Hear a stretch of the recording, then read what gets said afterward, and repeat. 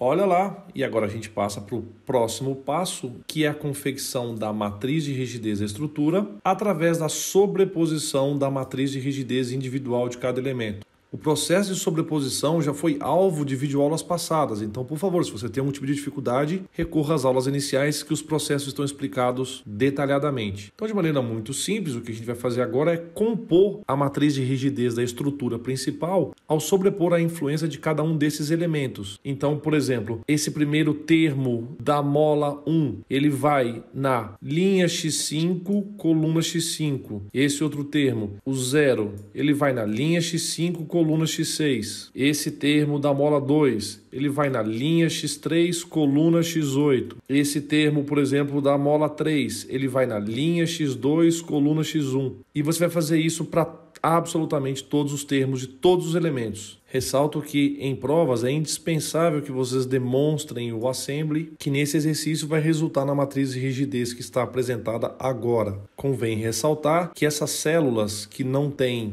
números é porque não existe contato físico entre os graus de liberdade, portanto a influência é zero. E você pode preencher com zero todas essas células que não têm número sobreposto. Obviamente eu não vou fazer isso manualmente. Vou apresentar para vocês agora o resultado final da matriz de rigidez da estrutura, deixando claro que a unidade é kilonewtons por milímetro. O próximo passo ainda vai ser uma atividade relacionada à matriz de rigidez da estrutura, onde eu peço para vocês particionarem a matriz de rigidez. E em videoaulas anteriores eu fazia a brincadeira onde eu pegava um facão e passava no alfa, na linha alfa, coluna alfa. Nesse exercício a gente tem x4 como divisor de águas, então olha a sonoplastia, passei o facão aqui, passei o facão aqui. Então eu tenho as porções bem definidas da matriz de rigidez. Eu já havia prometido para vocês logo no início, quando eu falava da construção do prédio, que eu ia construir o conhecimento do segundo andar. Obviamente eu precisaria ter o térreo, o primeiro andar e assim por diante. E também disse que eu não iria ficar explicando essas coisas todas de novo. Então de agora em diante, quando eu falar sobre verificar a unicidade da solução, eu estou me referindo a uma instrução específica que eu dei, baseada na discussão de sistemas lineares a partir do método de Cramer, de que vocês deveriam fazer a verificação da unicidade da solução desse exercício. Então a gente precisa calcular o determinante da matriz K alfa-alfa. E aí quando eu faço esse organograma, eu tenho duas opções. O determinante da matriz K alfa-alfa, ele pode dar diferente de zero, que é o que eu gostaria que acontecesse, porque isso significa que a estrutura tem unicidade de solução, ela tem apenas uma posição de equilíbrio. E também tem a possibilidade dela dar igual a zero. E se isso acontecer, eu tenho duas possibilidades matemáticas, que estruturalmente para a gente significa que a estrutura não tem vínculos suficientes para suportar os esforços externos que estão a solicitando.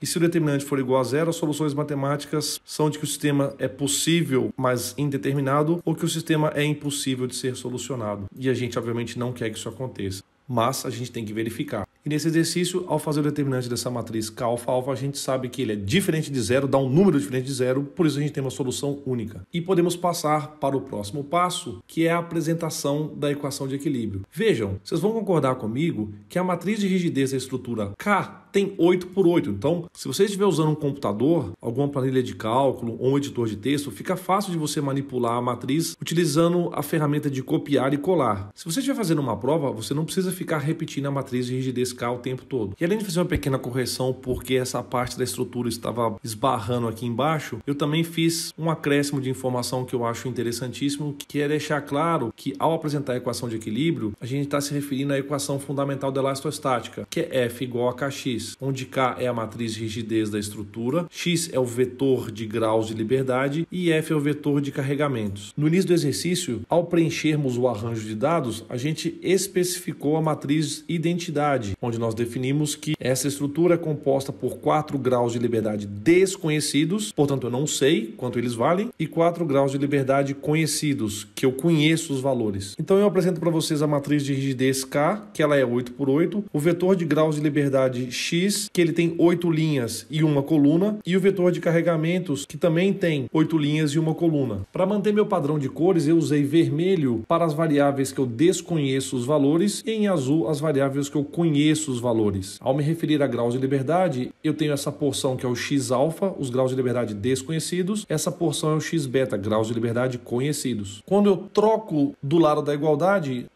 o significado das cores inverte-se. Então aqui eu tenho as forças externas conhecidas e aqui eu tenho as reações de apoio que são alvo do meu interesse.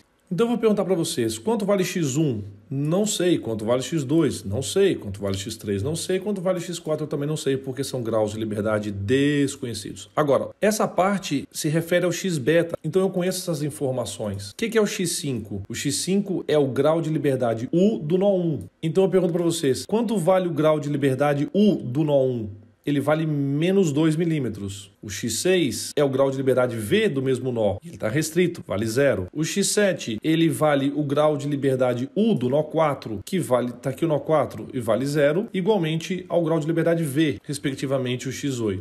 Agora, quando eu falo sobre F1, F1 é a força aplicada no grau de liberdade 1, ou x1. Então a gente vai analisar o que é o x1. É o U do nó 2. Então eu identifico o nó 2 e eu quero saber quanto que vale a força no nó 2. Ela vale 2 kN. E ela é positiva porque a gente tem que seguir as convenções. Mesma convenção adotada para o x-beta, porque eu peguei o 2 e ele era contrário ao que eu adotei como sendo positivo, então por isso que virou menos 2. O F2 é a força aplicada no grau de liberdade x2, então eu vou na matriz ID. O que é o x2? É o grau de liberdade V do nó 2. Aí eu vou até o nó 2, não tem nenhuma força aplicada aqui, por isso esse cara é 0. Igualmente F3 é a força aplicada no grau de liberdade x3. O grau de liberdade x3 é o grau de liberdade U do nó 3. Ao analisar o nó 3, a gente sabe que não tem absolutamente nada aplicado em U. E por fim, o F4 é a força aplicada no grau de liberdade x4. X4 é o grau de liberdade V do nó 3. Então eu olho para V do nó 3 e eu descubro que eu tenho uma força de 6 kN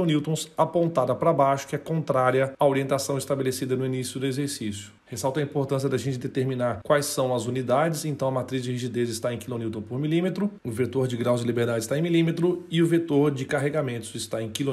E aí eu posso atribuir os respectivos números e eu tenho a equação de equilíbrio montada. Na próxima videoaula eu faço a resolução ao calcular os deslocamentos e depois, posteriormente, fazer o cálculo das reações de apoio. Então cuidado para você não se atrasar para a próxima aula. Assiste aí.